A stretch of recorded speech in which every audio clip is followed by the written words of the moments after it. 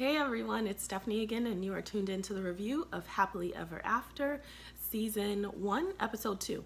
So I am very much so under the weather, so I'm going to kind of throw this review out. I just wanted to touch on some things, but it will be a little bit shorter, and then we'll go back to normal. So let's kick it off with Shawniece and Jephte. I tell you guys that I don't really watch like the upcoming previews, and a lot of times I miss things online. You guys actually keep me very informed. So my attitude with Shawniece and Jephte has shifted a little bit. I think that everyone is entitled to decide what they want to do with their relationship, and if you can really work and grow through negative experiences, then you can have a really powerful relationship. It wouldn't be the first. However, I just feel like he has so many excuses with why he did what he did. Just man up and say, I wasn't ready. I reacted inappropriately. I dishonored and disrespected our marriage, and I couldn't handle it.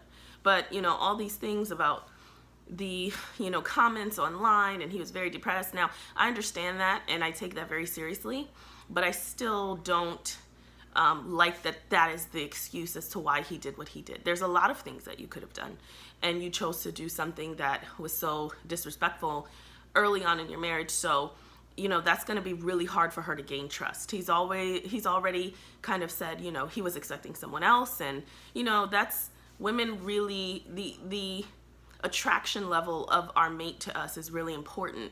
So to kind of say that, and to, reaffirm that with bad behavior, it really frustrates me. And to be so excited about the child and for her to even be pregnant, I think that there is like a special place in hell for people who do that. So, it's not that it's okay when she's not pregnant, but I feel like this person who's so excited for this life and to build, like, you should have found something else to do. Like, so I'm not going to beat him down. God forbid he sees this, but I just feel like moving forward, you need to do better, Jephte. Like, I don't see that you changed that much. Now I'm judging from what I've seen.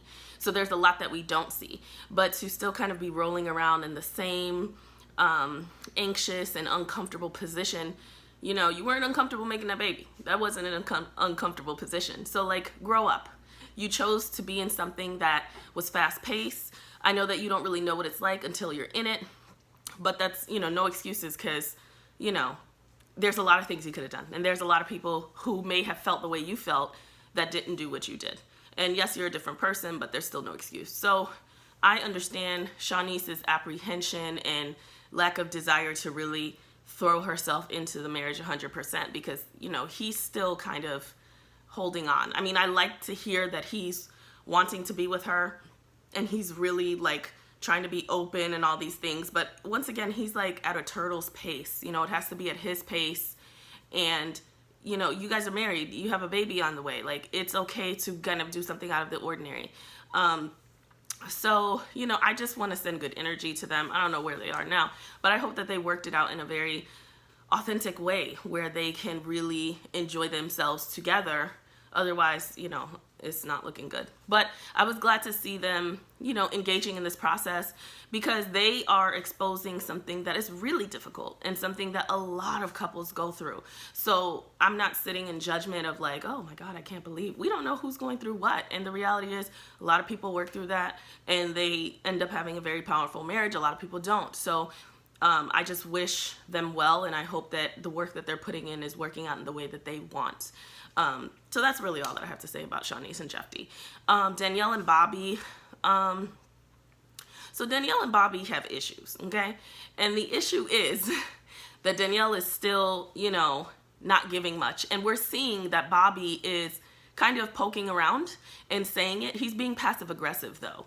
And I wish, this is where if I was on the show, I would obviously preface it with them individually, but I would have them talk together. And after I cleared it with the person, I would say, how do you really feel about her lack of, emotional connection or her lack of expression? How does that really make you feel? Because you told me something different.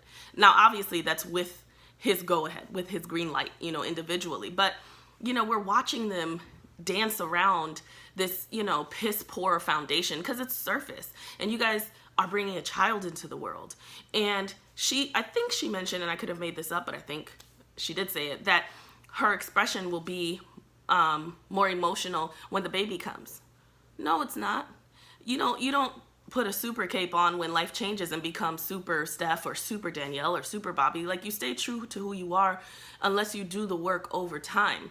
So what'll happen, excuse me, y'all. What'll happen is she will, I don't know who's gonna come first, Henry or the baby. I would like to say the baby. I hope it's the baby, but it's between Henry and the baby for the top spot. And then Bobby's definitely number 3, wherever the other 2 go. It's definitely number 3. And he's gonna grow tired of that and snap, because, the level of emotion and attention shifts naturally, and a lot of people say, oh, women end up caring so much more about the baby. Beyond that, because I don't really think that's the conscious thing, like, I care about the baby more than you, even though, hello, this was a person inside of me.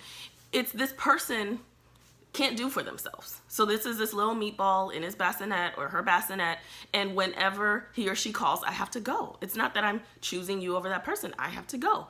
And so if she's already not finding a way to meet his needs, then that's going to be so low on her totem pole. And I feel so bad for him, because she thinks she's doing well. When she describes her relationship, it is, roses, and it's great, and it's a 10, and we're working on something. And this episode, I was like, is she seeing the relationship that we're all seeing? And is she starting to see Bobby? I think she's so in her head about, that's what it is, that she doesn't really even see his nonverbal cues. Like, I'm a nonverbal cue type of girl. Like, I watch my husband all the time. He doesn't know that, so he'll probably watch this and think I'm crazy, but I watch him because body language speaks much more loudly. And my body language does too. So we can all say things, but if our body is restricted, or if it's pulling away in this situation, or if he grimaces or he shuts down, or even his tone, that's another indicator of what true meanings are, there's something going on. And she is not even paying attention to that. Like,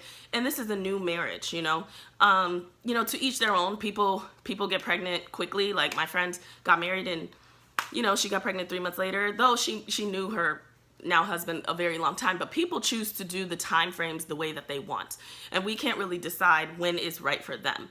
But if I had to base it, if I read like a case study on these 2, for sure I would have thought that they're not ready, because she doesn't know how to provide emotionally for herself. Forget Bobby, forget this baby that's coming, although those are 2 very significant things. She doesn't know how to emotionally provide for herself, and she wears that veil so proudly. My mom and dad, they weren't like that. Or, okay, so, like, how long are you going to hold on to them?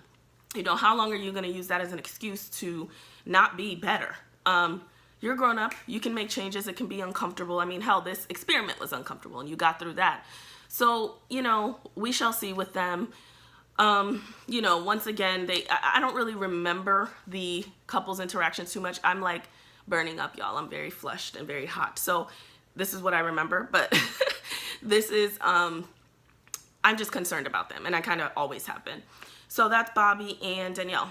And Ashley and Anthony, I really love them as a couple. They seem to be just very honest to me, and that doesn't mean they're not lying or whatever, but it's kind of like you get what you see. And they have problems with communication. Communication is one of the biggest issues in a marriage, and wanting your partner to communicate the way you want them to communicate, and wanting to hear things the way you want, and maybe them not knowing, or them validating how they're communicating with you, and small things become big things, and it's just a mess. So I like that they're working on that stuff, because you throw in a baby there, and so-and-so's not doing things the way that you want them to do it, or he's not moving fast enough, and you're about to just, fling everything off the counter. You're going to need to be able to master communication between the 2 of you all, and give each other room and grace. Anthony, I love the exercise that they did. The couples all did exercises. Anthony and Ashley's exercise was about learning to communicate. And so they each had to take a picture, but the picture that they were taking was their photo, so they get to design it. And when Anthony said something for Ashley's photo, she immediately was like, this is my picture. Like, she has no qualms about saying, like, get out of here. And that's fine, but I want Anthony to be able to do the same, because she pointed out several things that he could have done. And I wish, that would have been when I, whispered in his ear, like, say, this is my picture. She needs to know that. She needs to get used to that, because the first few times it will frazzle her. She'll be offended because he's not communicating with her. in the way that he should to make himself feel heard. And so the more that he's assertive, not rude or aggressive, the more she'll get accustomed to that, and then she'll start to fall back. She'll start to notice it. But if she's not noticing it because he's not saying it, then, you know, once again, there'll be something that is miscommunicated with something more serious, and they'll all explode.